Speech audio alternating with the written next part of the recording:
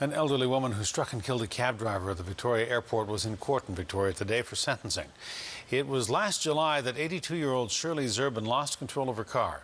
She ran over a group of cabbies who were playing cards on their lunch break. 6 of the drivers were injured, and one of them died of his injuries, Ramesh Sharma. Sentencing brings some closure for his family, but for everyone involved, this accident has changed their lives forever. CTV's Erin Glazier reports.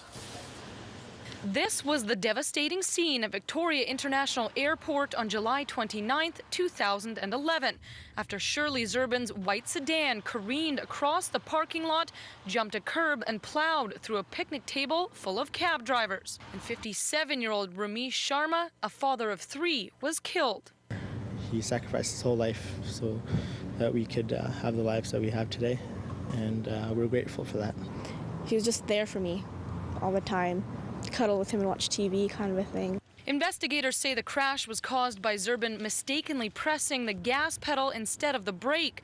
Police say the car was traveling at around 78 kilometers per hour when it hit the unsuspecting men and was stopped only when it crashed into a concrete barrier several meters away. Last week, the 82-year-old driver pled guilty to driving without due care and attention. Today, she learned her fate. The judge handed down a $1,500 fine and a 3-year driving ban. Zerbin's defense lawyer says she will never get behind the wheel again. It wasn't about the sentence. She wasn't tried as a criminal. She was tried the Motor Vehicle Act. So we understand that as a family. What is society going to get out of putting an 82-year-old in jail? She's at the end of her days already, and I know she's going through a lot as well, too. It's not easy for someone to go through that. Zerbin did stand prior to sentencing and directly address the Sharma family, apologizing for her actions and the extent to which they have impacted the family.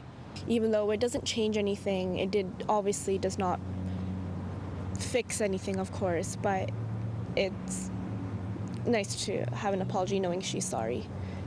It's something we're never going to forget, but it's something we need. This day was something that we needed. The other cabbies who were injured in the crash say they have been too distraught to return to work. They all still call me and tell me stories about my dad and talk about him, and they'll be crying on the phone and, tell them how they have a hard time even driving by my house because they think of him all the time.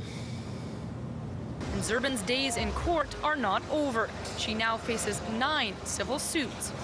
Erin Glazier, CTV News, Victoria.